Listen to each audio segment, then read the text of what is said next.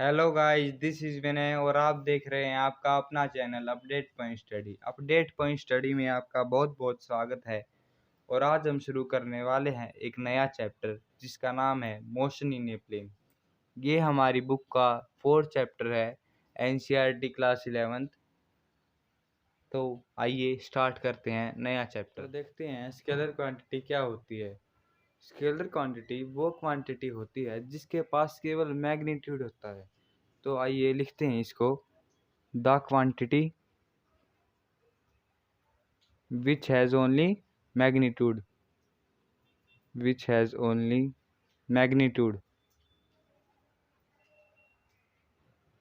ये देखिए मैग्नीट्यूड मतलब मैग्नीट्यूड में दो चीज़ें होती है, न्यूमेरिकल वैल्यू और उसकी यूनिट। जैसे मैंने लिख दिया 5 क्या है, केजी, मास। केजी है तो मास। अगर 5 टाइम है तो सेकंड है तो ये टाइम हो गया। और ये केजी है तो ये क्या हो गया, वेट हो गया या फिर मास हो गया, कुछ भी हो सकता है ये। तो हमें कैसे पता चला ये मास है, केजी है? तो इसकी यूनिट से पता चला। टाइम है, क्या है, ये इसकी यूनिट से पता चला। अगर हमें कोई दे दे 5 न्यूटन तो ये क्या है, फोर्स है, ये।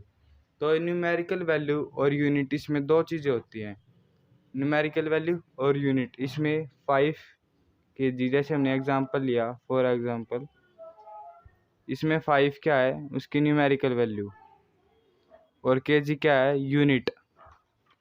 अब आप बताइए मुझे 5 सेकंड में न्यूमेरिकल वैल्यू क्या है, 5। बिल्कुल सही। सेकंड, ये क्या है उसकी यूनिट। अच्छा, तो अब हम लिख सकते हैं मैग्नीट्यूड क्या होता है। मैग्नीट्यूड में न्यूमेरिकल वैल्यू प्लस यूनिट। तो ये हमारा मेन रहेगा। मैग्नीट्यूड में क्या होता है, न्यूमेरिकल वैल्यू प्लस यूनिट। तो स्केलर क्वांटिटी क्या होती है, those quantity which has only magnitude. Magnitude में क्या होता है, न्यूमेरिकल वैल्यू होता है, यूनिट होता है। तो अब हम देखते हैं वेक्टर क्वांटिटी। जैसे स्केलर क्वांटिटी होता है वैसे ये वेक्टर क्वांटिटी होता है। वेक्टर क्वांटिटी होता है those quantity which has direction as well as magnitude. those quantity which has direction as well as magnitude। Direction as well as क्या है, मैग्नीट्यूड। बिल्कुल सही। ये देखिए डायरेक्शन और मैग्नीट्यूड दो चीज़ें होती हैं इसके पास। जैसे अब हमने ले लिया मैग्नीट्यूड के पास, तो क्या होता है, जो ये वेक्टर है इसके पास क्या होता है, मैग्नीट्यूड होता है। मैग्नीट्यूड तो होता ही है, प्लस क्या होती है इसके पास, क्या होती है, डायरेक्शन होती है। बिल्कुल सही, डायरेक्शन। जैसे अब इसके पास क्या है, न्यूमेरिकल वैल्यू प्लस यूनिट, और ये क्या आ गई, डायरेक्शन। तो ये किस किस चीज़ों से मिलकर बना है, वेक्टर क्वांटिटी किस किस चीज़ों से मिलकर बनी है, न्यूमेरिकल वैल्यू, यूनिट और डायरेक्शन। अब मैं कहता हूँ एक आदमी है, वो 5 मीटर ईस्टवर्ड चला, तो ये 5 क्या है, न्यूमेरिकल वैल्यू, मीटर क्या है उसकी यूनिट, और ईस्टवर्ड ये क्या है, डायरेक्शन आ गई उसकी, ये क्या है, डायरेक्शन। अगर मैं खाली लिखता 5 मीटर तो ये क्या होता, वेक्टर क्वांटिटी होती कि स्केलर क्वांटिटी होती। 5 मीटर वेक्टर क्वांटिटी है कि स्केलर, बिल्कुल सही, स्केलर क्वांटिटी है ये। वेक्टर तो है ही नहीं क्योंकि इसके पास क्या नहीं है, डू नॉट हैव डायरेक्शन। अगर ये लिख देते हम 5 metre eastward, westward, northward, southward, तो क्या होता है, ये वेक्टर क्वांटिटी हो जाती। ये तो आपको पता ही होगा, ये बेसिक नॉलेज, ये ईस्ट है, ये वेस्ट है, ये नॉर्थ है, ये साउथ है, ये तो आपको पता ही होगा। अब 5 मीटर ईस्टवर्ड चला तो ये 5 मीटर ईस्टवर्ड। ठीक है, तो हम स्टार्ट करते हैं एक नए टॉपिक के साथ जिसका नाम है रिप्रेजेंटेशन ऑफ ए वेक्टर। हम वेक्टर को कैसे रिप्रेजेंट करेंगे, तो अभी देखते हैं रिप्रेजेंटेशन ऑफ ए वेक्टर में देखते हैं वेक्टर को कैसे रिप्रेजेंट करेंगे। वेक्टर को कैसे रिप्रेजेंट करेंगे? Representation of A vector. Vector को हम कैसे रिप्रेजेंट करेंगे? Representation of A vector. Vector को हम रिप्रेजेंट करते हैं, जो वेक्टर है उसके ऊपर एक स्ट्रेट लाइन लगा के, एक straight line with arrow head over it. Arrow head, उसके हेड के ऊपर एक एरो लगा के उसको रिप्रेजेंट करेंगे। जैसे अब हम लिखते हैं 5 मीटर पर सेकेंड। ये क्या है? ये तो स्पीड है। स्पीड कैसी क्वांटिटी है? वेक्टर की स्केलर? स्केलर, बिल्कुल सही। अगर हम लगा देते हैं इसके ऊपर ये निशान ऐसे, ए वेक्टर, ये एरो हेड, तो ये क्या हो गया? कौन सी क्वांटिटी होगी? ये वेक्टर क्वांटिटी होगी। और इसे क्या बोलेंगे? वेलोसिटी। यही तो होता है। अगर मैं लिखता हूँ 5 मीटर, तो ये क्या है? डिस्टेंस है। और मैं लिख दिया 5 मीटर, इसके ऊपर वेक्टर का ये साइन लगा दिया, तो ये क्या बन गया? डिस्प्लेसमेंट। डिस्प्लेसमेंट। तो डिस्टेंस क्या है? कौन सी क्वांटिटी है? स्केलर। डिस्प्लेसमेंट कैसी क्वांटिटी है? वेक्टर। तो कैसे रिप्रेजेंट करेंगे वेक्टर को? उस वेक्टर के ऊपर एक एरो लगा देंगे। बिल्कुल सही। तो एक और देखते हैं हम नया टॉपिक, टाइप्स ऑफ वेक्टर। कितने टाइप के वेक्टर होंगे? Equal vector, parallel vector. हमारे पास बहुत सारे वेक्टर हैं। Equal vector. इक्वल वेक्टर क्या होंगे? जिनका डायरेक्शन सेम हो, और क्या हो? Same magnitude. डायरेक्शन और मैग्नीट्यूड दोनों सेम हो, जिनका बोथ आर सेम। ये दोनों बोथ आर सेम, जो दोनों सेम हो, इक्वल वेक्टर। पैरेलल वेक्टर कौन से होते हैं? पैरेलल वेक्टर अभी बताया मैंने आपको, जिनका मैग्नीट्यूड क्या हो? सेम हो या डिफरेंट हो? मैग्नीट्यूड डिफरेंट हो। जिनका मैग्नीट्यूड डिफरेंट हो बट क्या हो? सेम। डायरेक्शन सेम हो। Direction same. डायरेक्शन सेम होगी और मैग्नीट्यूड डिफरेंट होगा। जैसे इक्वल वेक्टर, दोनों वेक्टर ऐसे जा रहे हैं, दो वेक्टर हैं, वो दोनों ऐसे जा रहे हैं। एक वेक्टर ऐसे जा रहा है, एक वेक्टर ऐसे जा रहा है। यही 5 मीटर पर सेकंड से दौड़ रहा है, ये 5 मीटर पर सेकंड से। और वेक्टर है तो इसके ऊपर एरो। एरो, ठीक है, बहुत अच्छे, शाबाश। डायरेक्शन और मैग्नीट्यूड इनका दोनों का सेम है। डायरेक्शन कैसे सेम है? ईस्टवर्ड है। ये दोनों ईस्ट की तरफ जा रहे हैं। और पैरेलल वेक्टर होगा, एक वेक्टर ऐसे जा रहा है, दूसरा वेक्टर ऐसे जा रहा है। इसकी डायरेक्शन सेम भी हो सकती है, सीधी डायरेक्शन दोनों की सेम है, पर मैग्नीट्यूड डिफरेंट हो सकता है। ये 10 मीटर पर सेकंड से जा रहा है, तो ये 5 मीटर पर सेकंड से जा सकता है, या और कुछ स्पीड भी हो सकती है। बहुत सारी स्पीड हो सकती है, अलग अलग स्पीड है।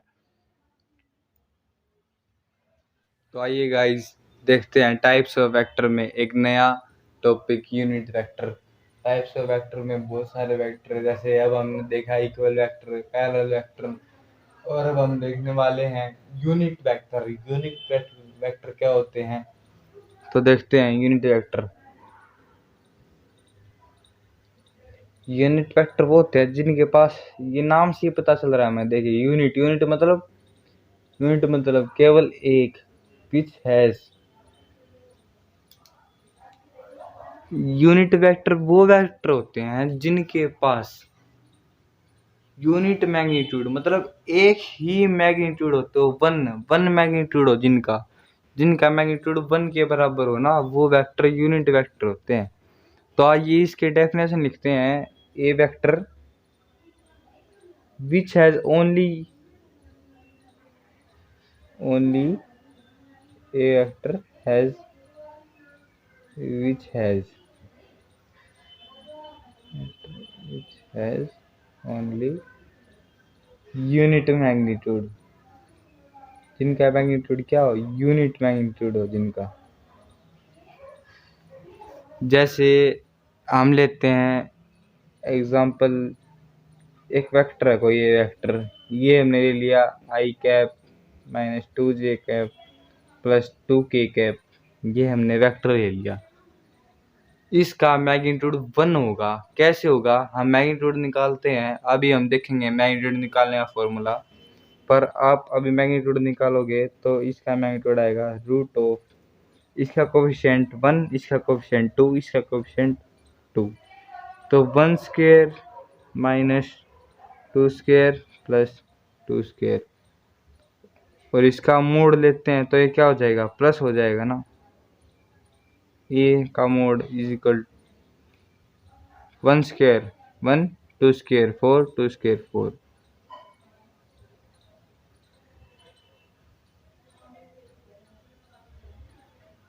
तो कैलकुलेट करेंगे तो इसको क्या हो जाएगा, ये √9, 4 4 8 और 1 9, तो √9 क्या होता है, ए होता है ना, 3 होता है ना, √9 क्या होता है, 3 होता है। और इसको हम निकालते हैं, ये तो हमने क्या निकाल लिया, वेक्टर का मैग्नीट्यूड निकाल लिया। सिर्फ ये क्या है, मैग्नीट्यूड है इसका। इसका फॉर्मूला होता है a cap is equal to vector का मैग्नीट्यूड डिवाइडेड बाय वो वेक्टर और उसका मैग्नीट्यूड, ये फॉर्मूला होता है। इसमें ये रखेंगे, ये वाला, ये जो वैल्यू है अगर ये इसमें रखेंगे तो ये वेक्टर का मैग्नीट्यूड यूनिट वेक्टर बनने आ जाएगा। ये कैसे, ये देखिए ये क्या है वेक्टर, इसकी वैल्यू इसमें रख दीजिए, i cap minus 2j cap plus 2k cap, ये 3 यहाँ पे रख देंगे तो ये आ गया। अब इसका मैग्नीट्यूड निकालेंगे तो क्या आएगा, 1 आएगा। कैसे आएगा, 1/3 स्क्वायर माइनस 2/3 स्क्वायर। देखिए मैं करके दिखाता हूँ आपको, 1/3 स्क्वायर, इसका मैग्नीट्यूड निकालेंगे 1/3 square root over minus 2/3 square plus 2/3 square, ये सब क्या आएगा, क्या आएगा, ये 1 स्क्वायर, ये 1, 3 स्क्वायर 9, 2 स्क्वायर 4, ये मोड ये प्लस में आ जाएगा, मोड है तो यहाँ पे ये प्लस में, 2 स्क्वायर 4, 3 स्क्वायर 9, 3 स्क्वायर 9, 2 स्क्वायर 4। तो इसको कैलकुलेट करेंगे, ये रूट ओवर यहाँ पे, ये रूट ओवर क्या आ जाएगा, रूट ओवर 9 कॉमन, ऊपर प्लस करेंगे तो 9, 9 से 9 कैंसिल, अंदर क्या आ जाएगा 1, √1 इज इक्वल टू 1, ये आ गया ना 1। देखो मैंने प्रूफ भी कर दिया कि 1 कैसे आता है। जैसे हमने कोई वेक्टर लिया, ये वेक्टर ले लिया, उसका हमने मैग्नीट्यूड निकाला। मैग्नीट्यूड निकालने का ये फॉर्मूला होता है, मैं भी आपको बताऊंगा एडिशन ऑफ वेक्टर में। एडिशन सब्ट्रैक्शन कैसे करते हैं वेक्टर का, अगला टॉपिक हमारा ये होने वाला है। तो देखिए ये हमने वेक्टर रख दिया, उसके बाद मैग्नीट्यूड रख दिया, और 1 निकालने के लिए हमने उसका मैग्नीट्यूड निकाल दिया। ये रिप्रेजेंटेशन होती है यूनिट वेक्टर की। ये क्या होती है, रिप्रेजेंटेशन होती है यूनिट वेक्टर की। तो हम देखते हैं अगला topic, addition of vector, subtraction of vector कैसे करते हैं। और इस एडिशन के लिए 3 लॉ भी होते हैं, triangular law, parallelogram law, polygon law. आइए देखते हैं एडिशन ऑफ वेक्टर में। एडिशन ऑफ वेक्टर देखने से पहले हम 2 टाइप के वेक्टर और पढ़ेंगे, पोजीशन वेक्टर और डिस्प्लेसमेंट वेक्टर। ये बहुत ही इंपॉर्टेंट होने वाले हैं। डिस्प्लेसमेंट तो आपको पता है क्या होता है, डिस्प्लेसमेंट क्या होता है, shortest possible path between initial and final position of a body. जैसे ये ट्रायंगल है, ये ए पॉइंट है, ये बी पॉइंट है, ये सी पॉइंट है। अब हमें ए से सी तक जाना है, तो इसका सबसे छोटा डिस्टेंस क्या होगा, जो हम ए से सी तक जाएंगे, ये वाला। तो जो सबसे छोटा डिस्टेंस होगा उसको क्या बोलेंगे, हम डिस्प्लेसमेंट बोलेंगे। ठीक है, ये तो आपने क्लास 9th में ही पढ़ा होगा। डिस्प्लेसमेंट क्या होता है, डिस्प्लेसमेंट वेक्टर क्वांटिटी होती है, ये सब आपने 9th क्लास में पढ़ा होगा। नहीं पढ़ा तो मैंने बता दिया कि सबसे छोटा path between initial and final position of a body, एक बॉडी जो सबसे छोटा पाथ कवर करती है उसको बोलते हैं डिस्प्लेसमेंट। तो देखते हैं डिस्प्लेसमेंट वेक्टर।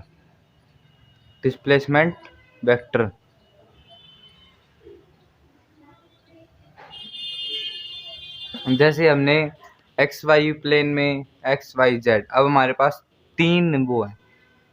पहले मैं समझा देता हूँ आपको। आपको दिमाग में ये क्वेश्चन आया होगा कि ये आई कैप क्या है, जे कैप क्या है, के कैप क्या है। ये आई कैप, जे कैप, के कैप, ये सब एक क्या होते हैं?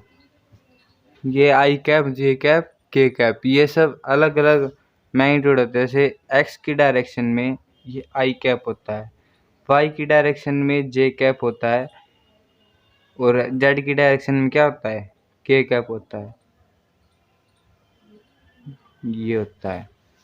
हम एक्स वाई जेड की जगह आई जे के भी यूज कर सकते हैं, आई कैप, जे कैप, के कैप।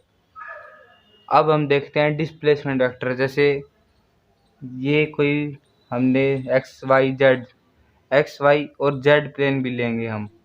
ये एक्स वाई वाई प्लेन हो गया, ये जेड प्लेन हो गया, ये जेड प्लेन, ये एक्स प्लेन, जेड, ये वाई।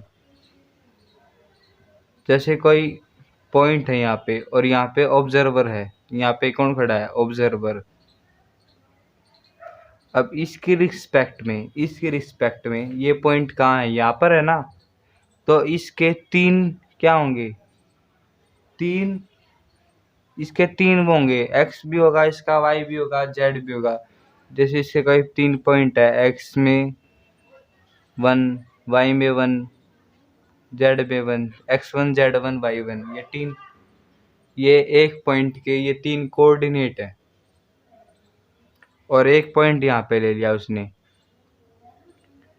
तो एक आदमी था, वो कहाँ यहाँ से यहाँ गया, पहले वो ऐसे गया, और एक बार वो ऐसे गया। तो इसमें सबसे छोटा पाथ कौन सा हुआ? ये वाला हुआ या फिर ये वाला हुआ? कौन सा सबसे छोटा पाथ हुआ? ये वाला हुआ ना। तो हम मान ले इसका ए पॉइंट मान लेते हैं, इसका बी पॉइंट मान लेते हैं। तो ये डिस्प्लेसमेंट वेक्टर है। कौन सा वेक्टर है हमारे पास? ये वाला ए बी, ये डिस्प्लेसमेंट वेक्टर आ गया हमारे पास। ये आ गया डिस्प्लेसमेंट वेक्टर। तो इसका जो मैग्नीट्यूड होता है वो कैसे निकलता है? डिस्प्लेसमेंट वेक्टर का मैग्नीट्यूड, इसका मैग्नीट्यूड निकालने का फॉर्मूला है under root of x square plus y square plus z square में कितना चेंज हुआ है? एक्स स्क्वायर में, एक्स में, जेड, वाई में, जेड में कितना चेंज हुआ है? तो चेंज का ये सिंपल है, delta x, delta y, delta z. अब ये कहाँ से आया? ये कहाँ से आया? तो आपके मन में सवाल आया होगा ये कहाँ से आया। अब ये कहाँ से आया, तो आइए देखते हैं कहाँ से आया। देखिए, ये हमने पॉइंट लिया था, ये एक पॉइंट लिया था, ठीक है। इसको यहाँ से ज्वाइन करते हैं, ये इसको ज्वाइन करते हैं सबसे पहले। ये क्या हो गया? r1 vector. ये क्या हो गया? r2 vector. r1 वेक्टर के क्या है? 3 कोऑर्डिनेट। देखिए, अभी r1 वेक्टर है, इसमें क्या है? x1, ये x1 है। ये क्या है? x डायरेक्शन में i कैप है, प्लस y2, y2 का मैंने बताया था आपको, y का क्या है? j, y1 का क्या है? j कैप, और z का k कैप। ये क्या है? r1 वेक्टर है, वैसे r2 वेक्टर है, x2, ये हमने x2 ले लिया, ये y2 ले लिया, ये z2 ले लिया। ये x2 i cap plus y2 j cap plus z2 k cap, ये ले लिया। अब हम r1 में से, r2 में से r2 r1 को घटाएंगे। बिट इनिशियल और फाइनल पोजीशन, फाइनल में से इनिशियल, तो फाइनल क्या है? r2 है। तो हम r2 में से r1 को माइनस करेंगे, सब्ट्रैक्ट। तो हमारे पास क्या आ जाएगा? डिस्प्लेसमेंट वेक्टर आ जाएगा, डेल्टा आर। ये क्या है? चेंज है ना, r2 में r1, r डेल्टा आर है, जो r में कितना चेंज आया है वो है ये। अब हम r2 की और r1 की वैल्यू रख देंगे।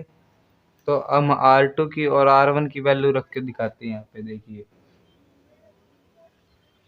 Delta R is equal to r2 minus r1, ये था हमारे पास, ये था हमारे पास। तो हमने ये यहाँ से यहाँ, अब हम इसमें वैल्यू पुट करते हैं।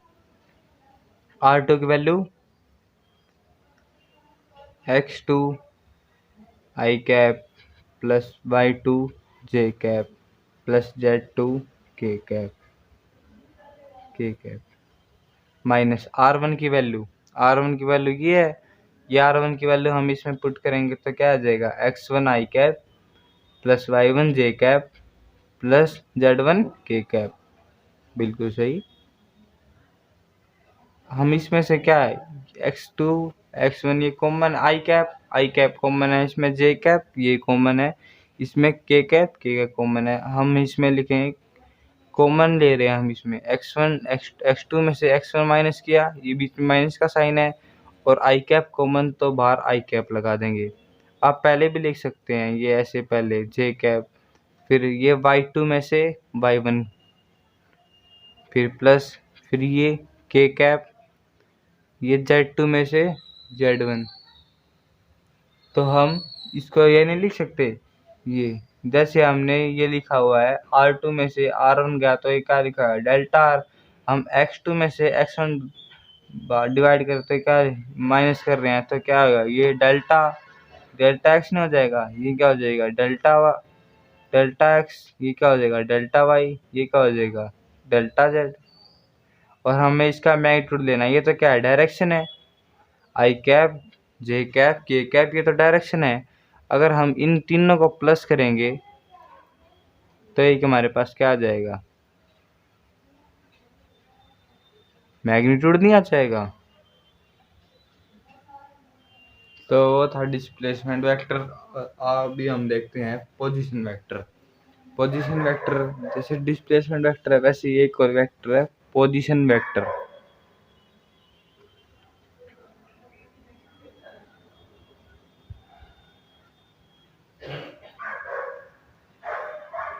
पोजीशन वेक्टर क्या होता है बताइए, नहीं पता या पता है बताइए।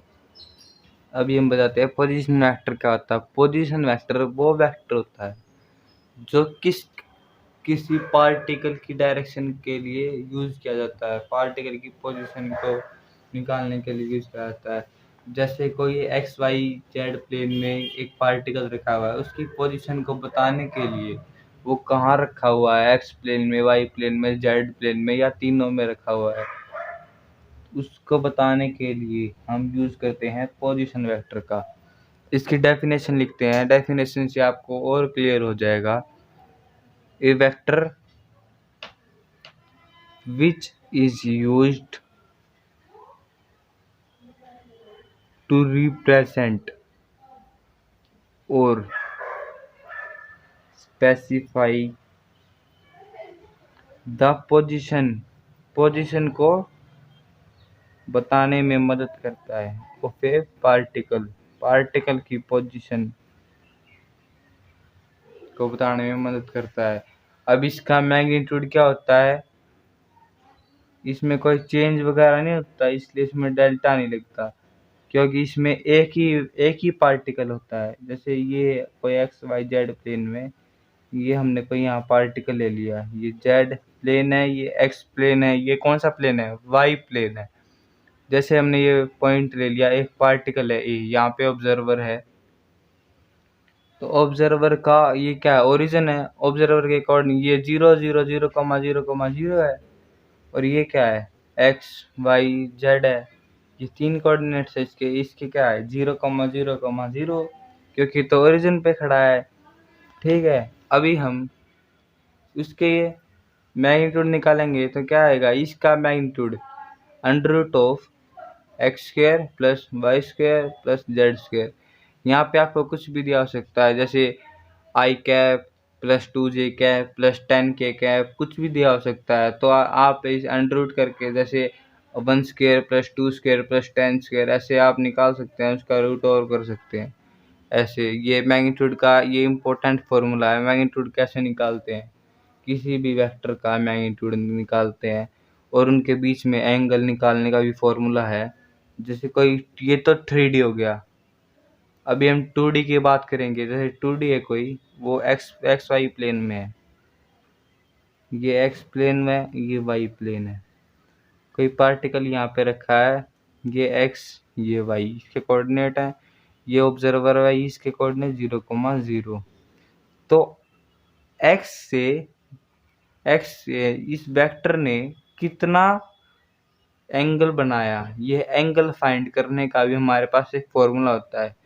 एक्स से कितना वेक्टर ये ऊपर उठा हुआ है, कितना ये एंगल निकालने का हमारे पास एक फॉर्मूला होता है। वो एंगल निकालने का हमारे पास फॉर्मूला है tan inverse mode y upon x mode. तो ये हमारे पास थीटा निकालने का फॉर्मूला है। ये तो हमारे पास एंगल निकालने का फॉर्मूला होगा, इसको थीटा से रिप्रेजेंट करते हैं। अगर इसका मैग्नीट्यूड निकालना हो तो कौन सा फॉर्मूला लगेगा? यही फॉर्मूला लगेगा, under root of x square plus y square. बिल्कुल सिंपल है ये। जितने आपके पास वेक्टर हो, एक वेक्टर है उसका मैग्नीट्यूड निकालना है तो जितने आपके पास कोऑर्डिनेट है उसका अंडर रूट करके उनका स्क्वायर कर दो, तो वही फॉर्मूला होता है मैग्नीट्यूड निकालने का। मैग्नीट्यूड और ये एंगल मैंने बताया था ना, मैग्नीट्यूड में क्या होता है, numerical value plus direction. Numerical value plus unit होती है, इसके पास वेक्टर होता है, इसके पास डायरेक्शन होती है, तो डायरेक्शन निकालना है, ये फॉर्मूला है थीटा। एंगल निकालने का हमारे पास ये फॉर्मूला है tan inverse y upon x। जैसे हमारे पास यहाँ पे कोई वैल्यू दिया है 1, ये x1 y1 दिया हुआ है, तो हम जैसे फॉर एग्जांपल आइए मैं बताता हूँ, y इजिकल टू 1 दिया हुआ है, x इजिकल टू 1 दिया हुआ है, तो इसमें रखेंगे तो tan इनवर्स, तो y क्या हो जाएगा 1, x क्या हो जाएगा 1, तो थीटा tan पे किसकी वैल्यू 1 होती है, इसका मतलब होता है tan पे किसकी वैल्यू 1 होती है, तो किसकी वैल्यू 1 होती है tan पे 45 डिग्री पे, तो थीटा कितना आ गया हमारा 45 डिग्री आ गया। तो ये ऐसे होता है। ओके, तो हम देखते हैं अभी हमारे पास नेक्स्ट टॉपिक है हमारा addition of vector, laws of vector addition. इसके पास हमारे पास 3 लॉ है एडिशन करने के वेक्टर के, ट्रायंगुलर लॉ है, पैरेललोग्राम लॉ है, पॉलीगन लॉ है। तो अभी हम डिस्कस करते हैं अलग अलग लॉ को। आइए देखते हैं एडिशन ऑफ वेक्टर में। तो गाइस एडिशन ऑफ वेक्टर देखते हैं अगले वीडियो में, क्योंकि वीडियो काफ़ी लंबा हो जाएगा फिर। तो इसके नोट्स जो हैं आपको डिस्क्रिप्शन में मैं आपको लिंक दे दूंगा, इसके नोट्स भी मिल जाएंगे आपको, बहुत अच्छे नोट्स हैं। तो bye bye guys, take care, thanks for watching, please do like share and comment this video. और जो आपको डाउट है वो आप ज़रूर कमेंट करें, आपके डाउट का आंसर आपको ज़रूर मिलेगा।